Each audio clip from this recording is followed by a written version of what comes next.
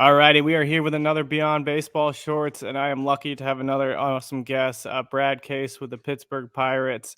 Came out of Rollins College in the 2018 draft, taken in the 17th round. Brad, welcome to Beyond Baseball. How are you doing today? Great, man. Thank you for Jared. Thank you, Jared, for having me on, man. I really appreciate it, and excited to talk to you and the fans.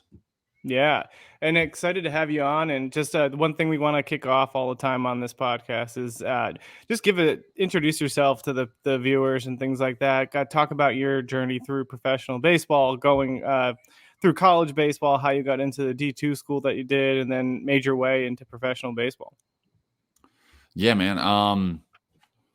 Something that's actually I talk a little bit on my podcast too is about how I didn't really ever believe in myself growing up. I mean, like I was good at baseball. I had fun. I had a good arm, but I never truly had like a deep belief that I wanted to make it to the big leagues. And it's funny because I talk to some guys now and they're like, I knew I wanted to do this my entire life. Yeah.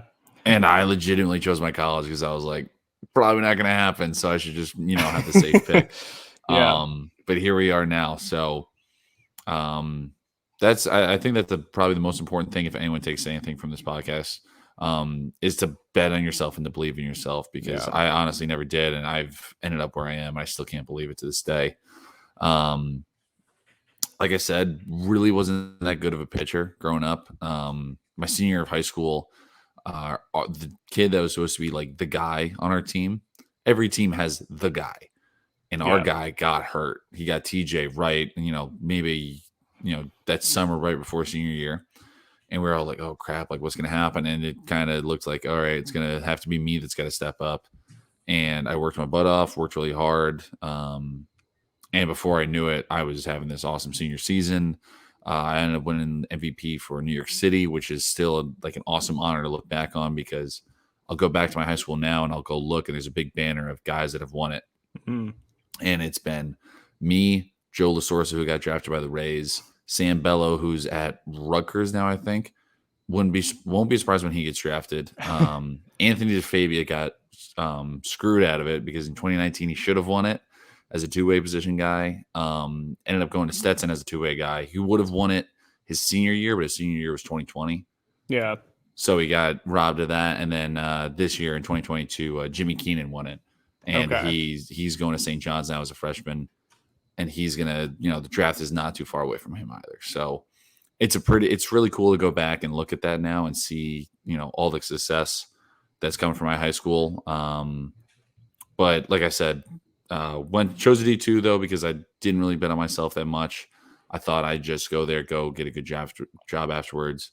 But I ran into a catcher there, Chris Corbett, who changed my life. And I love to tell this part of the story. About how he basically sat me down one day. It was like, dude, you don't believe in yourself. You need to believe. Like if you need to set your goals as high as you possibly can and go after them.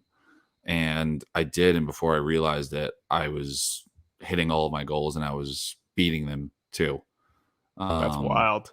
And I have him to thank for everything. And if it wasn't for him, I probably would have just got my degree and I'd be working some normal job right now. But instead I get to play baseball and have fun still.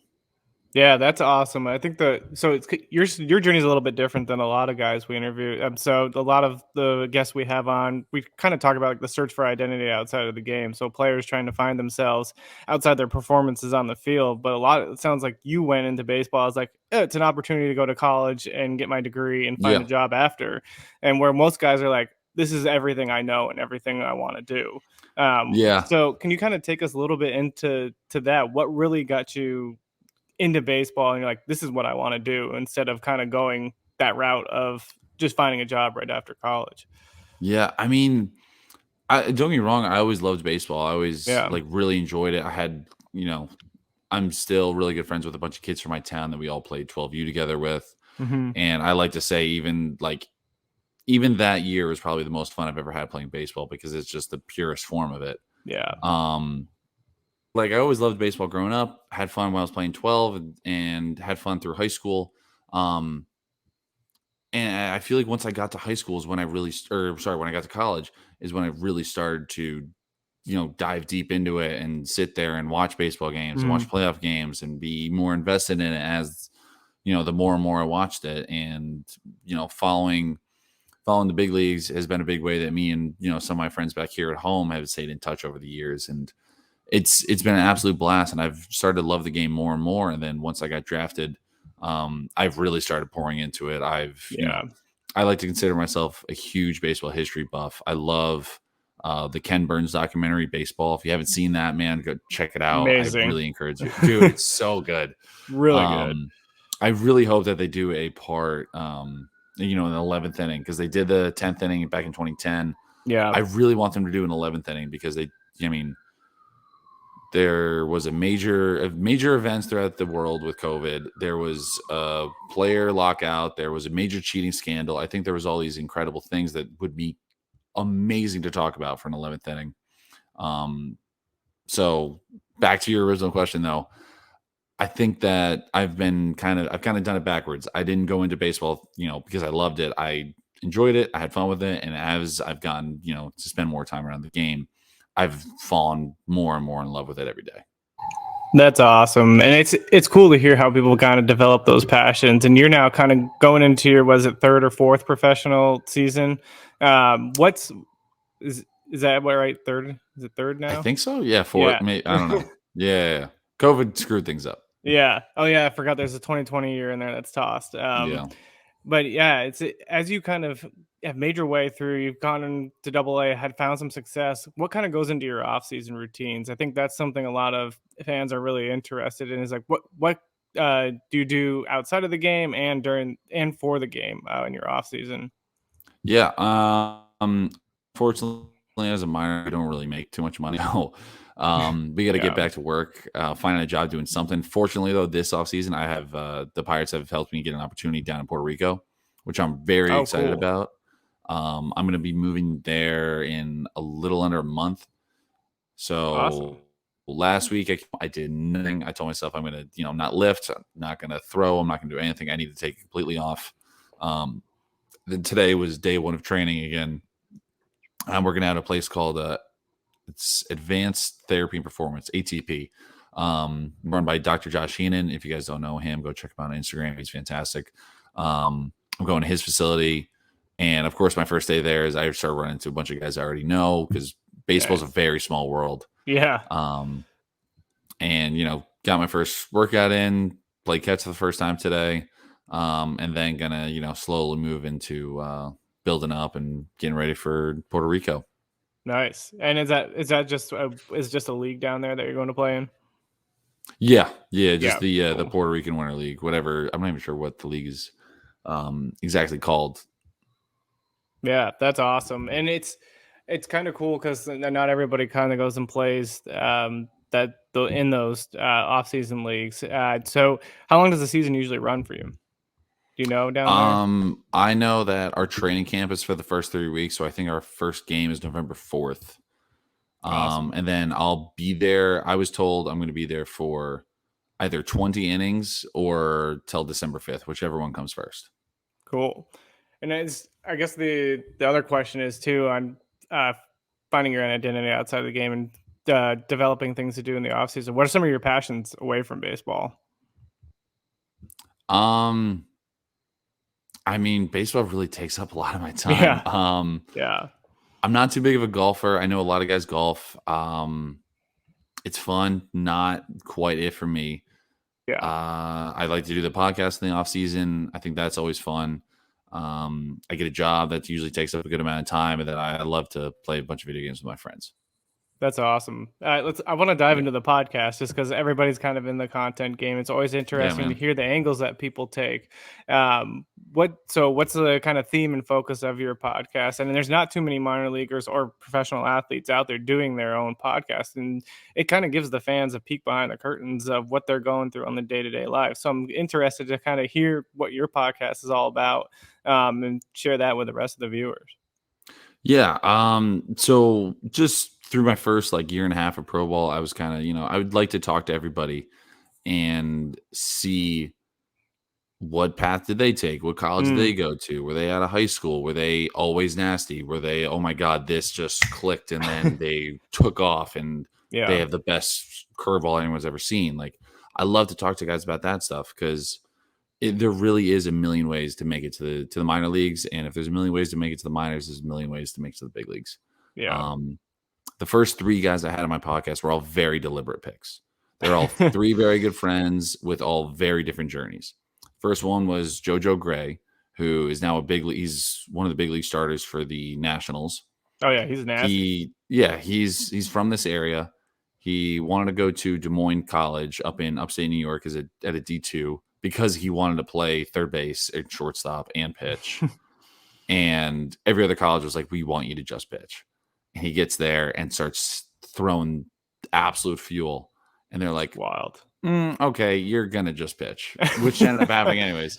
But It ended up working out because he ended up getting taken in the second round by the Reds, trade to the Dodgers, and then trade to the Nationals for Max Scherzer. So, it's been a wild journey for him, but he's an unbelievable talent and has worked super hard to get to where he's gotten. And it's all been an incredible journey for him, and it's been fun to watch. And then the second guy I had on my podcast was Joe Jakes, a guy who was literally like a month to 3 weeks away from not playing baseball ever again. That's wild. Didn't go to FAU just as a normal student, and then something in him was like, I think I want to play still. Went to his parents, he was like, I think I want to play still. Can I go to Manhattan? And they were like, are you serious? They're like, I don't know if you can even apply right now. And he's like, I want to go. So he goes to Manhattan, walks on, and the way he likes to tell it is, well, no one told me to leave, so I just kept showing up. Yeah. So he makes the team as a freshman, plays 5 years there, is hurt for a year, but ultimately plays his senior year. And I think I would have to go back and listen to it, but I'm 90% sure he beat Logan Gilbert at Logan is one of the stars for the Mariners. So he's been an incredibly competitive dude. He's awesome. Had him on, and he through his first full season of pro ball went from low A to high A to double A and shoved, and he's been in triple A for the past 2 years for us. Seriously, just one of those kids. He's on the very brink of it, and I am so excited for him. He throws 90 or like 92, 93-ish from the left side from like this angle. So it's disgusting, and nobody wants to face it. No one wants to see it. Yeah, and then the third guy is my buddy Mason Martin, who in 2019 led I like to phrase it this way because it's true. He led the world in RBIs that year. No human being had more RBIs. Oh my God, yeah. I watched him hit 2 3-run walk-off home runs in the same day. It was incredible. That's wild. Yeah. So it was just, I had him on, and he was basically like, yeah, my dad's in a, bodybuilder and amazing lifter, and I just did what he did, and I've been super strong and could hit the ball a mile my whole life. So I wanted to have those 3 stories as my first 3 stories because there really is a million ways to make it in this game. Yeah, and I think that's the one thing that's so unique about baseball. It's like you said, everybody's journey is different. We interviewed my buddy Adam Witt. I worked at the University of Nevada, Reno in baseball operations, and he was a walk-on, thrown over the top. He was like 79, 81. Gained he redshirt freshman, gained like 60 pounds, started throwing sidearm, and started throwing like 92, and got drafted by the Astros.